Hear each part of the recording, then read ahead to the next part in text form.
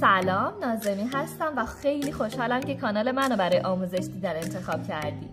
جزوه کامل این فصل آموزشی هم توی کانال تلگرام آپلود شده که لینک کانال تلگرام رو براتون توی دیسکریپشن میذارم. بریم که شاخ این فصل ریاضی رو با هم دیگه بشکونیم.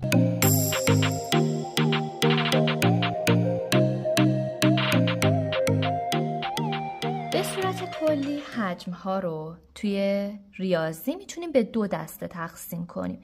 دسته اول حجم های هندسی هستن، حجم های هندسی، و دسته دوم حجم های غیر هندسی هستن. فرق حجم هندسی و حجم غیر هندسی اینه که ما حجم‌های هندسی رو میتونیم محاسبه کنیم. با استفاده از فرمولایی که یاد میگیریم، با استفاده از قوانینی که یاد میگیریم، میتونیم حجم‌های هندسی رو حساب کنیم. شکل مشخصی دارن واسه ما. ولی حجم‌های غیر هندسی رو نمیتونیم محاسبه کنیم به سادگی. چرا؟ چون که شکل مشخصی واسه ما ندارن. خود حجم‌های هندسی ما به 3 دسته تقسیم میشن که بعضیاشون رو امسال قراره بخونیم و بعضیاشون رو سالهای آینده.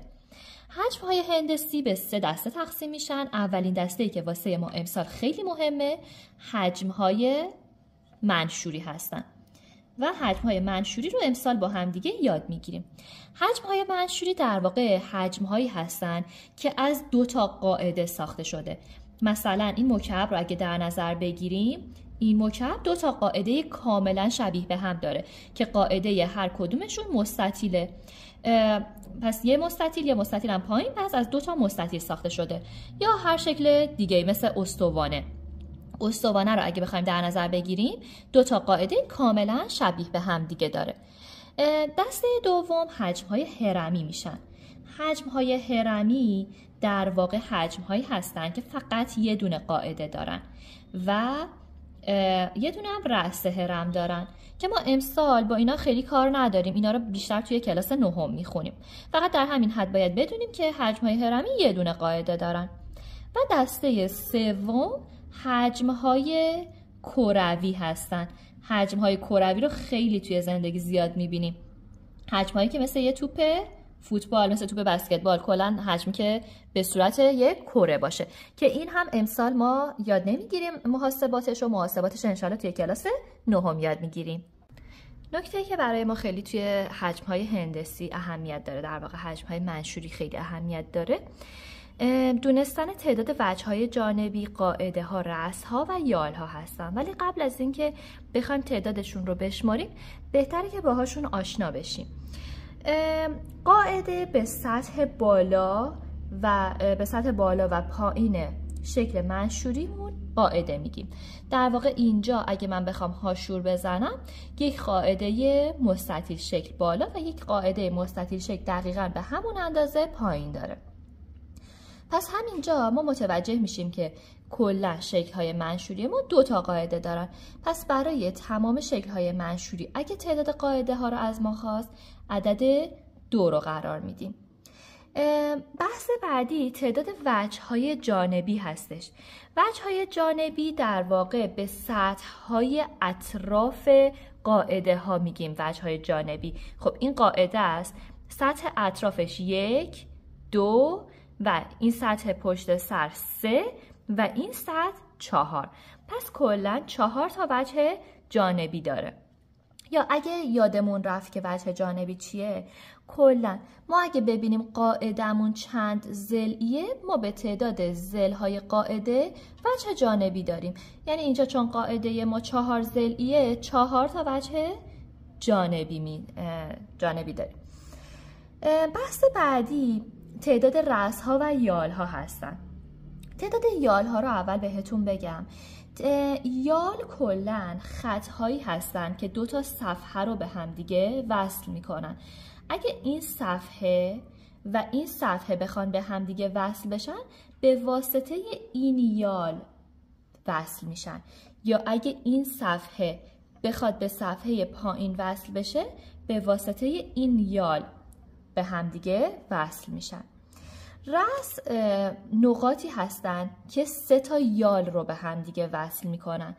مثلا اگه این رأس رو در نظر بگیرین، متصل کننده این یال و این یاله. پس رأس ها نقاطی هستن که 3 یال رو به هم وصل میکنن. یال ها خطوطی هستن که 2 صفحه رو به هم دیگه وصل میکنن و وجه های جانبی هم همونطور که بهتون گفتم در واقع صفحه های اطراف قاعده هستن که گفتیم تعداد وجه های جانبی در واقع با تعداد ضلع های قاعده برابره. تعداد قاعده هم همیشه 2 است. بریم محاسبه تعداد رأس ها رو داشته باشیم. یه کمی سخته که من بخوام تمام رأس ها رو بشمارم. اینجا 1 رأس، 2 رأس، 3 رأس، 4، 5، 6، 7 و 8 رأس داریم. ولی خب این شکل 8 رأس داره و قابل شمارش بود، ولی بعضی از شکل های کم تعداد وجه جانبیشون چون بالاتر میره یه کمی سخت میشه. برای تعداد رأس ها کاری که شما فقط باید انجام بدین اینه که تعداد وجه‌های جانبی که دارید رو ضرب در 2 کنید که 2 4 تا میشه 8 تا. چرا ضرب در 2؟ به خاطر اینکه اینجا 4 تا رأس داریم، یعنی در واقع وقتی 3 یال به هم دیگه متصل میشن روی قاعده ها میفته. 1 2 3 4 4 تا هم که پایین داره، پس 2 4 تا میشه 8 تا. واسه تعداد یال ها فقط کافیه که تعداد وجه های جانبی رو ضرب در عدد 3 کنید که 3 4 تا میشه 12 تا. حالا ممکنه شما یادتون بره کدومشون ضرب در 2 کدومشون ضرب در 3. به بچه ها میگیم معمولا این همزه اینجا براتون یادآور 2 باشه. وقتی که اینجا همزه دیدید بدونید که اینجا باید ضرب در 2 کنید و برای تعداد یال ها هم باید ضرب در 3 بشه. بریم با هم دیگه شکل بعدی رو داشته باشیم. شکل بعدی شکلیه که قاعدهش 6 ضلعیه. یه چیزی که الان یادم اومد که بهتون بگم، بچه‌ها شما ممکنه که خیلی با کلمه پهلو بر بخورید توی این فصل. در واقع پهلو همون تعداد وجه‌های جانبیه. یعنی مثلا اینجا قاعدمون 1 2 3 4 5 6 ضلعیه دیگه. بهش منشور 6 ضلعی یا منشور 6 پهلو هم میگن. یعنی ممکنه توی سوال به شما شکل نده و بگه مثلا تعداد وجه‌های جانبی منشور 6 پهلو رو بگید، یا تعداد قاعده ها، تعداد رأس ها و یال های منشور 6 پهلو رو بگید. پس اگه به شما شکل نداد، این تعداد پهلو و تعداد ضلعی که به شما میده در واقع همون تعداد وجه‌های جانبیه. پس برای یک منشور 6 پهلو تعداد وجه‌های جانبی میشه عدد 6. چون گفتیم تعداد وجه‌های جانبی با تعداد اضلاع قاعده یکی هستش. تعداد قاعده ها برای منشورها همیشه 2 تا قاعده است. یه قاعده بالا، یه قاعده پایین. پس همیشه برای منشور 2 تا قاعده در نظر میگیریم. تعداد رأس ها گفتیم واسه تعداد رأس ها باید وجه‌های جانبی رو ضرب در 2 کنیم. 6 2 تا میشه 12 تا. دلیلش هم بهتون گفتم که اینجا 1 2 3 4 5 6 تا رأس داریم بالا، 6 تا رأس هم که پایین داریم که جمعاً میشه 12 تا رأس. تعداد یال ها، یال هم تعداد خطوطی بودش که 2 تا صفحه رو به هم دیگه متصل میکرد و واسه شمردن سریع تعداد یال ها تعداد وجه‌های جانبی رو ضرب در 3 میکنیم. پس اینجا 18 تا یال داریم. بریم سراغ محاسبه حجم‌های منشوری. میخوایم حجم تمامی شکل‌های منشوری رو با استفاده از یه فرمول خاص به دست بیاریم. توی شکل‌های منشوری حجم از فرمول مساحت قاعده ضرب در ارتفاع به دست میاد. مساحت قاعده ضرب در ارتفاع. همونجور که توی سوالای قبل دیدیم، هر شکل منشوری ممکنه واسه خودش یه قاعده مجزا داشته باشه. قاعدهش ممکنه 6 ضلعی باشه، ممکنه مثلث باشه، ممکنه دایره باشه. برای ما فرقی نمیکنه. در هر صورت اولین کاری که باید بکنید اینه که قاعده رو مشخص کنید. بگید قاعده من چه شکلی داره. مثلا اینجا قاعدمون یه مستطیله، پس من باید مساحت مستطیل رو به دست بیارم. نکته بعدی که اینجا وجود داره نوشتن حجم به صورت ریاضیه. شما دیگه چون بزرگ شدید و از این بعد با فرمول ها بیشتر سر و کار داریم، بهتره که حجم ها رو به صورت ریاضی بنویسید یا کلا فرمول ها رو به صورت ریاضی بنویسید بچه‌ها. حجم رو ما با وی نشون میدیم توی ریاضی، مساحت رو با اس نشون میدیم. پس وی مساوی اس قاعده ضرب در ارتفاع. بچه ارتفاع رو با اچ نشون میدیم توی ریاضی، یعنی های. وی هم که یعنی ولیوم. پس حجم مساوی اس قاعده ضرب در ارتفاع. بهتره که از این بعد شما هر فرمولی که میبینید به صورت ریاضی یادداشتش کنید. خب اینجا قاعده ما یه قاعده مستطیل شکله. اگه بخوایم یه مثالم حل کنیم، من اینجا چند تا عدد میدم. مثلا اینجا طولمون 4، عرضمون 3 و ارتفاعمون 2. ما همونجوری که بهتون گفتم اولین کاری که باید انجام بدیم اینه که بیاید مساحت قاعده رو به دست بیارید. چون قاعده ما مستطیل شکل هست، پس باید مساحت یه مستطیل رو اول به دست بیاریم. مساحت مستطیل میشه طول ضرب در عرض. 4 ضرب در 3. 4 ضرب در 3 میشه مساحت قاعده که 4 ضرب در 3 میشه عدد 12. بعد از اینکه مساحت قاعده رو کامل محاسبه کردید، ضرب در ارتفاع شکل میکنید. ارتفاع شکل اینجا عدد 2 هستش، پس باید 12 ضرب در 2 بشه که در نهایت میشه 24. پس اینجا حجم منشوری ما 24. حالا واحدش هم برای ما اهمیت داره. فرضاً اینا همه متر باشن، طول و عرض و ارتفاع بر حسب متر باشن. بچه‌ها واحد حجم میشه متر مکعب، یا اگه بر حسب سانتی متر بود میشه سانتی متر مکعب، اگه میلی متر بود میشه میلی متر مکعب. پس کلاً اینجا حجممون شد 24 متر مکعب. حجم بعدی که میخوایم با هم دیگه محاسبش کنیم یه حجم استوانه هست. بچه‌ها ببخشید که من خیلی خوب نمیتونم شکل‌ها رو بکشم. من کلاً یه خورده کشیدن شکلم ضعیفه، به خاطر همین از همینجا ازتون معذرت میخوام. خب برای محاسبه حجم‌های منشوری ما اولین بچه‌ها ببینید کلاً 2 تا کار رو حتما برای محاسبه حجم باید انجام بدید. اولین کار هاشور زدن قاعده هستش که من متوجه بشم قاعده چه شکلی داره، و کار دومی که باید حتما انجام بدید نوشتن فرمول حجم مساوی مساحت قاعده ضرب در ارتفاع. خب 2 تا کار مهممون رو انجام دادیم.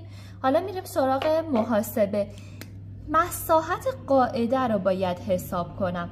اینجا قاعده من یه دایره است، پس باید مساحت دایره حساب بشه. خب مساحت دایره میشه شعاع ضرب در شعاع ضرب در عدد پی. شعاع ضرب در شعاع ضرب در عدد پی. خب اینجا شعاع ما عدد 4. بچه‌ها حواستون باشه ممکنه به شما قطر رو بده، پس باید حواستون باشه که شعاع رو داده یا قطر. اگه قطر رو داده بود شما باید تقسیم بر 2 کنید که شعاع به دست بیاد. مثلا اگه اینجا کل اینجا تا اینجا رو داده بود 8 رو تقسیم بر 2 میکردیم که شعاعمون میشد 4. خب پس شعاع ضرب در شعاع ضرب در عدد پی. حالا اینجا عدد پی رو بعضی وقتا بهتون میگن 3 در نظر بگیرید، بعضی وقتا بهتون میگن 3.14 در نظر بگیرید. بستگی داره که خود صورت سوال از شما چی میخواد. من اینجا تقریبا همون 3 در نظر میگیرم. خب شعاع ضرب در شعاع ضرب در عدد پی.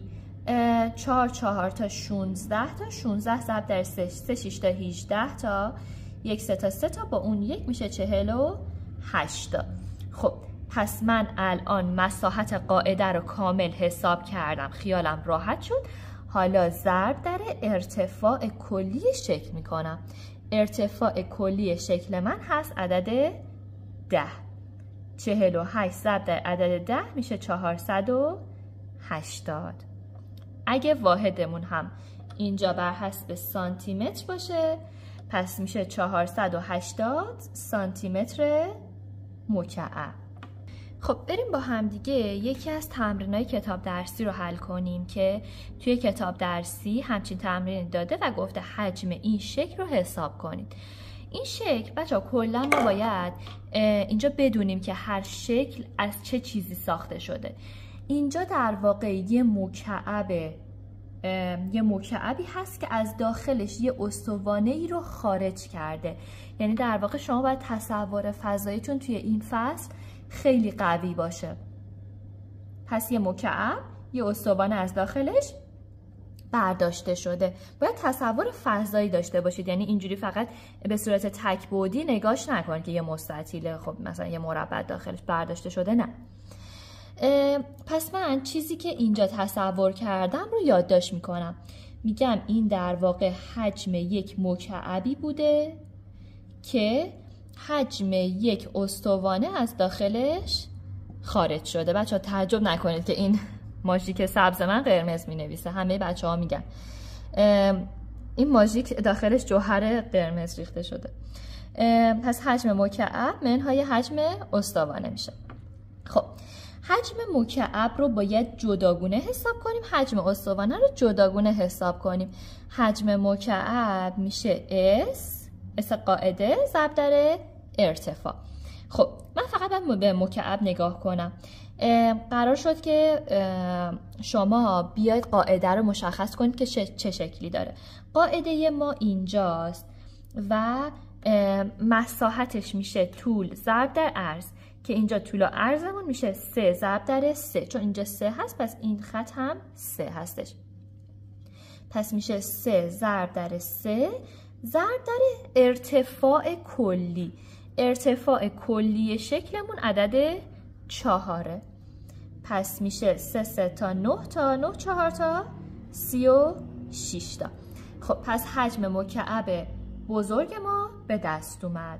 حالا میریم سراغ استوانه که داخل این مکعب قرار گرفته. خب حجم استوانه همونجوری که میدونیم میشه اس قاعده ضرب در ارتفاع. ولی اینجا قاعده ما یه قاعده دایره‌ای شکل هست. پس شما باید مساحت این دایره رو به دست بیارید. مساحت دایره هم که میشه شعاع ضرب در شعاع ضرب در عدد پی. خب یادتون توی مثال قبل بهتون گفتم اگه قطر رو بهتون داد نباید ازش استفاده کنید. اینجا در واقع این قسمت وقتی 2 داده یعنی قطر ما 2 هستش، ولی ما به قطر نیاز نداریم، به شعاع نیاز داریم که شعاع ما اینجا میشه عدد 1 چون نصف قطر میشه شعاع. پس 1 ضرب در 1 ضرب در 3. 1 1 1 1 3 تا 3 تا ضرب در ارتفاع. ارتفاع کلی این استوانه بچه ها تصور فضایی، این استوانه هم داخل این مکعب قرار گرفته. پس در واقع همچین حالتی داره داخل مکعب ما. پس ارتفاعش با ارتفاع مکعب یکیه که همون 4. 3 4 تا میشه 12 تا و حجم استوانه هم به دست اومد. حجم استوانه رو در آوردیم 12، حجم مکعب هم در آوردیم 36. باید حجم مکعب رو منهای حجم استوانه بکنیم. 36 منهای 12 میشه 24. واحدامون هم احتمالاً بر حسب متر بودن، پس میشه 24 متر مکعب. امیدوارم که از این آموزش لذت برده باشید و ممنون میشم که با لایک و سابسکرایب از من حمایت کنید چون ویدیوهای جدید تو راهه و حتما جزوه رو از کانال تلگرامی که لینکش رو توی دیسکریپشن براتون قرار دادم بردارید.